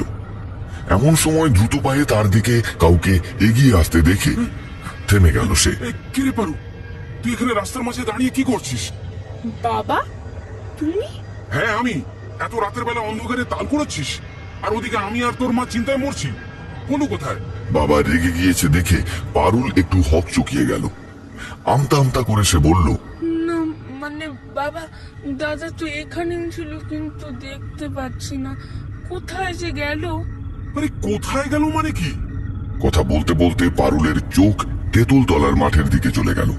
অস্ফুটে সে বলল, দাদা ওই তেঁতুলতলার মাঠের দিকে যায়নি তো? ওখানে তো ওখানে কি? ওখানে তো কমলার অতৃপ্ত আত্মা থাকে। হ্যাঁ, তুই এসব কি করে জানলি? কিছুক্ষণ আগে ঠাকুরদা তো সবটা বলেছে আমাদের, কিন্তু জানো তো বাবা, ঠাকুরদা তো মারা গেছে। আরে কি বলছিস কি তুই? চক্রবর্তী বাবু মারা গেছেন? হ্যাঁ বাবা, সবাই মিলে তো ঠাকুর দাদুর বাড়িতেই গেল। কিন্তু পলুটা গেল কোথায়? দাদা আমাকে একা রেখে কোথাও যাবে না, আমি জানি। মনে হচ্ছে ও তেঁতুলতলার মাঠের দিকেই গেছে। সে কি? কিন্তু ওখানে তো। কাশীনাথ বাবুর বুকের ভেতরটা কেমন যেন কেঁপে উঠল। এই, তুই এখানেই দাঁড়া, কোথাও যাবি না। আমি একবার দেখে আসি পলু কোথায় গেল। না না বাবা, তুমি যেও না, যদি কোনো বিপদ হয়। আরে এসব ভাবার সময় নেই পারু, তুই এখানে দাঁড়া, আমি আসছি। মোহাচ্ছন্ন হয়ে পল্টু মাঠের অনেকটা ভেতরে চলে এসেছে। সে তার নিজের মধ্যে আর নেই। হঠাৎ চারিদিক তোলপাড় করে হাওয়ার তালে ভেসে এলো রিনরিনে কণ্ঠে এক অজানা ছোড়া কাটার আওয়াজ। আমায় তোরা চিনিস না রে, খেটে খাওয়াছি, সবাই মিলে গেল আমায়। আমি মরেছি, মরেছি তো কি হয়েছে, এবার খাবো রক্ত। এ পথে যে যাবি তার বাঁচা হবে শক্ত। তারপরেই একটা বিকট অট্টহাসিতে ভরে গেল চারপাশ। পল্টুর হাত থেকে ছাতাটা খসে পড়ল। দুহাতে মাথা চেপে ধরে মাটিতে বসে পড়ল সে। চোখ ঝাপসা হয়ে এলো। ঝাপসা চোখে এসে দেখল তার ঠিক সামনে মাত্র কয়েক হাত দূরত্বে একটা ঘন কালো ছায়ামূর্তি। ধীরে ধীরে জ্ঞান হারালো সে। বলো বলো এদিকে পল্টুকে খুঁজতে খুঁজতে, তার নাম ধরে ডাকতে ডাকতে তেঁতুল তলার মাঠের অনেকটা গভীরে চলে এসেছেন কাশীনাথ বাবু। বলো, শুনতে পাচ্ছিস? না, কারো কোনো সাড়া নেই। বেশ অনেকটা এগিয়ে যাওয়ার পর একটা ঋণ ঋণে কণ্ঠে ছড়া কাটার শব্দ কানে এলো কাশীনাথ বাবুরও। আমায় তোরা চিনিস না রে, খেটে খাওয়াচ্ছি, সবাই মিলে খেলো আমায়, আমি মরেছি, মরেছি তো কি হয়েছে, এবার খাবো রক্ত, এ পথে যে টর্চের যাবে, আলোটা দপ দপ করতে করতে নিভে গেল। কয়েকবার সজোরে আঘাত করার পরেও সেই টর্চটা আর জ্বালানো গেল না। হঠাৎ একটা নারী কণ্ঠের অট্ট হাসিতে ভরে উঠল চারপাশ। ভয়ে দিক বিদিক জ্ঞান শূন্য হয়ে ছেলের নাম ধরে ডাকতে লাগলেন কাশীনাথ বাবু। বলো বলো, তুই কোথায়? বলো। কিন্তু সেই ডাক বেশিক্ষণ স্থায়ী হলো না। একটা আর্ত চিৎকারে ভরে গেল তেঁতুল